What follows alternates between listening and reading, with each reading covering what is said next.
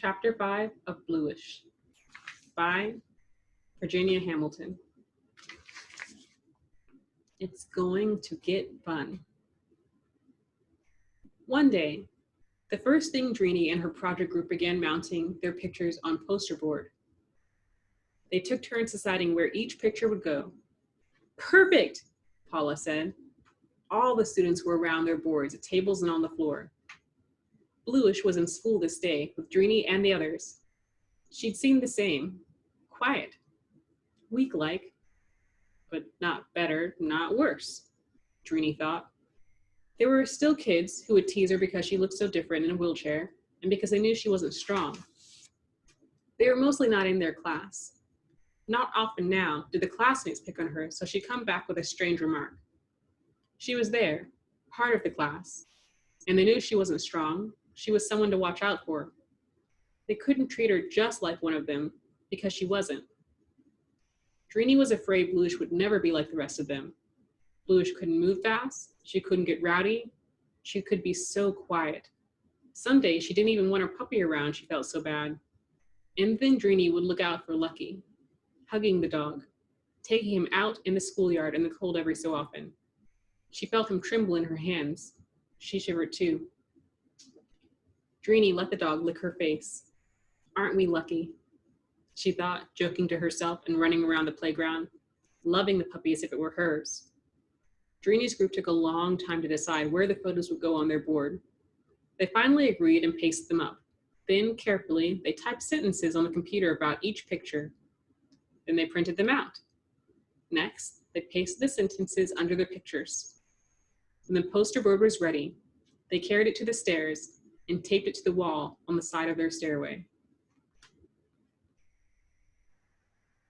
It wasn't easy for Tuli and Drini to hold it upright, while Paula taped it all around. Bluish watched from the top of the stairs. Does it look straight? They asked her. No, wait. Now it does, she told them. There, Drini said. We're done. Max, ours is done. Look at that. First thing I ever helped make. Looking good, Tuli said. Anyone coming up to the 5th floor or down the stairs could see their work. Other groups also hung their poster boards of photographs. Drini's group had titled their board, The Big Apple Avenue, in large dark letters. And right below that, in bright red, it said, Broadway, yay! Some other kids had done Broadway too. Not as good as pictures, Drini said, and Paula agreed. Ours is the best, Bluish said, then whispered, but don't tell anyone. It's not a competition. They all agreed not to brag. There were no prizes for the best. They'd been taught to try not to hurt one another. It was hard sometimes to always be nice, especially for Tuli. They liked to point and go, ooh, oh, that's oogly. But she did try not to boast. They worked so closely together, no one remembered now who had thought of what and which part. Truly a group effort, Bluish said, sounding like Miss Baker. Tuli said, uh-huh, Cheeky, you are so right on. Tuli made them laugh. Even Bluish laughed a little. It was a good first part of the day in school. Most everybody got the job done. All the boards were hung by the end of the morning. They had a reward party. Cookies stored in a small fridge. Punch they'd made in class. Miss Baker took out sparkling pins that said peace or love. Every student got a pin. It caused an uproar. I bet you no other class got anything like them, kids kept saying. Miss Baker, you are the most, man. They sat around the Christmas tree. Some kids had brought little gifts to school, but nobody had to. They were taught in school that the best gifts were the ones they made for one another, like cards or little things you knit or drew. There wasn't any special time that you made things to give. You did it when you felt like it, as Bluish had. Miss Baker always said, a gift is a kindness of giving. They all sat around the tree with Miss Baker Max, who helped her each day, with Miss Baker. Max, who helped her each day, told them about Hanukkah, and Kwanzaa, and Christmas. Kids knew about some of it. It was New York. They saw all kinds of people. They easily picked things up about one another. Max asked who had celebrated which holidays and even other ones. It's all right if you celebrate more than one, or none, he said. We do Kwanzaa, Mary Beth Neal said. We do Christmas and Kwanzaa, Drini said. Paula said, my folks like Christmas because it's American, but my dad is from India. Our belief is Hinduism. Students raised their hands or spoke out. Tuli clutched her hands together really tight. Drini saw her. Come on, Tuli, she murmured. She knew that Tuli was thinking. Something like, I get nothing, so why celebrate anything? Tuli could go on for 15 minutes about what she never got, but she always got nice things. People saw to it. Tuli's aunt gave her holiday gifts. Tuli told her grandmom Gilla to remind her aunt every time. Her grandmom Gilla's church gave Tuli a coat every other year, and dresses that her grandmom Gilla made with the help of some others of the missionary women. A nice coat, Drini thought. Not exactly the flashy kind that fit the way Tuli acted up, but a good pretty one that fit her, not too long. Tuli did try hard, even when she got things wrong or didn't understand. But there was stuff she knew about, like people along Broadway. Given enough time, Drini was sure Tuli could learn the names of everybody in New York City someday. So what if she tries to be Spanish at times, Drini thought. Tuli wanted to be somebody. She wanted to be friends with everybody. Eating cookies, just sitting around, Drini felt relaxed. It was time. It had been her idea to surprise Bluish. All the kids went along, even Jamal, who could be the worst. Drini was to give the signal. Everything was quiet. Suddenly, Drini jumped up and gave the signal. She lifted her arms above her head and shook her fingers. Kids hollered, screeched. Hats on, Miss Baker called. She took from her smock pocket the hat that Bluish had made for her, and she put it on. Students pulled hats from under sweaters, from cupboard drawers, and from wherever they'd hidden them.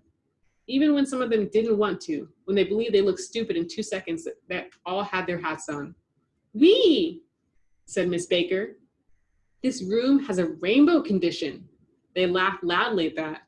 Wow, Drini said, looking around. The hats were many colors, with 1 or 2 stripes around. Look at us, Tuli said. Kids acted up, making faces. In spite of themselves, they admired themselves in the mirror on the closet door. We're a field of flowers, Bluish said softly. We're all the same. We're different too. Now you all look just like me. She smiled faintly. They looked at one another, looked at her. Nobody disagreed. Nobody laughed. One kid, Manny Kittinger, they called him Manny the K, stood there in front of Bluish, looking dopey in his hat, but loving it. He grinned from ear to ear. He flapped his hand at Bluish, waving. Miss Baker had to smile.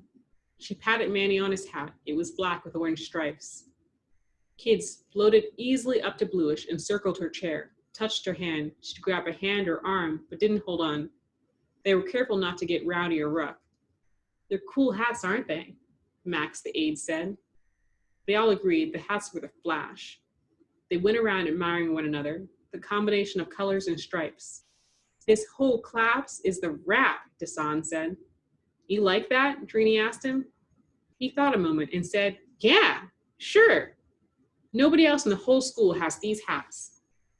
Bluish made a special, Drini said, and got a smile out of Bluish. It was then that Miss Baker said, class, Natalie has something she wants to show you. Now don't crowd her. Make a big half moon around her, okay?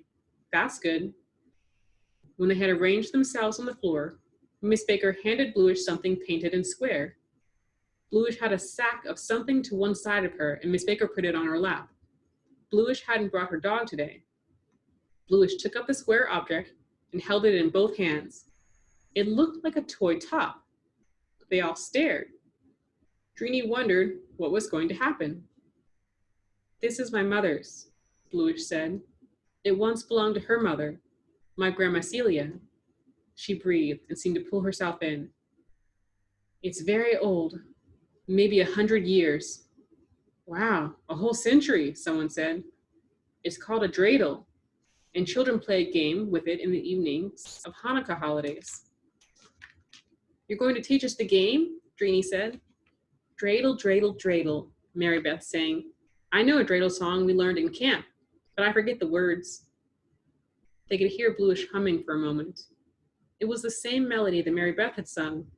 Class, let Natalie show us the dreidel game. You play with peanuts or coins or sticks, but I only have enough peanuts for maybe 6 or 7 people. But everyone wanted to play.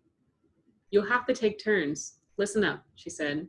And they listened as Bluish explained about the dreidel. It's a 4-sided top that you spin. Each side has a Hebrew letter. This side, this letter is called Nun. She turned the dreidel.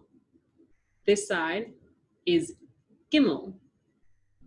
This side is pronounced Hey, and the last is Shin. They laughed at the strange sound of the words. Someone went, hey, hey, hey. Instantly, another kid went, shinny, shin, shin. Class, don't make fun, Miss Baker said. They hushed. Bluish looked slightly upset, but their joking had given her time to catch her breath. Drini watched her face. She'd been lost in the give and take of the class. All of them around Bluish listening. That couldn't have happened 2 weeks ago, she thought. Bluish continued. The letters mean more, like a miracle, but not in the game. The first 7 kids get 10 peanuts. Here. She motioned for Drini. Surprised, Drini held herself very calm as she took handfuls of peanuts from the bag and chose 7 kids to have them. They were all being quite interested. Quiet, interested. Now, each player put a peanut in the middle, that's the pot. They did. First player spin the dreidel. Bluish chose Tuli. Like this? Tuli asked. She didn't wait for an answer. She spun the dreidel top. They watched it spin, grinning at its whirl. Okay, when it stops, we see what face the dreidel is up, Bluish said. The dreidel fell on its side. The letter Hey is up. Tuli gets half of the pot, Bluish said. Why does she get half? Desan wanted to know. Because Hey stands for half.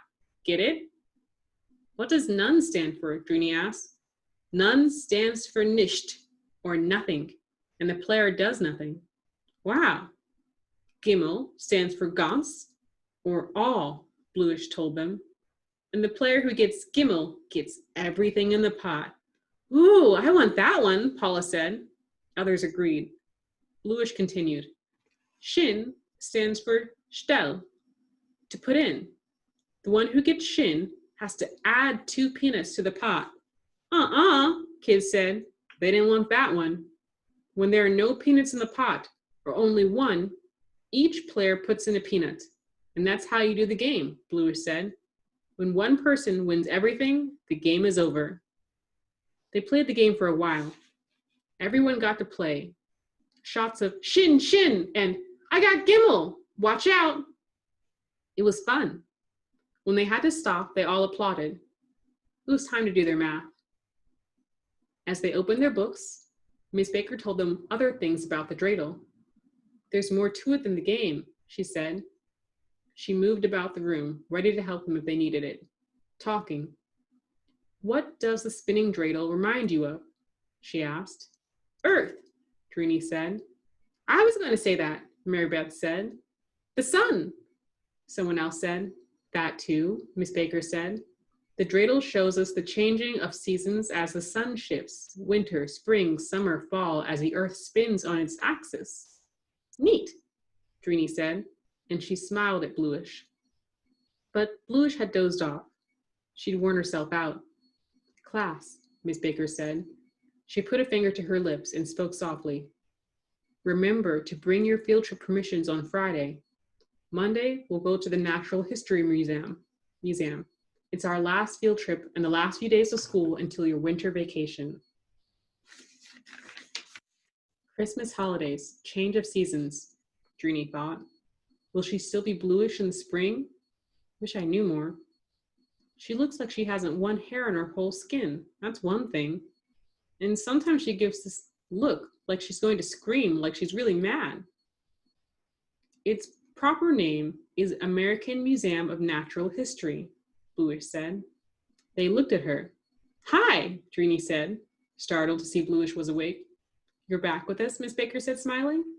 Bluish had dozed only a few minutes. Going to see the dinosaurs. Yeah, some of the kids yelled, acting up. Class, we're going to see an exhibit very different from dinosaurs. Bluish muttered something. Perhaps she meant for Drini to hear her. Drini was close enough. It sounded like, I get to go too. That is the end of chapter 5. Please tune in for chapter 6 soon. Or rather, in the next recording.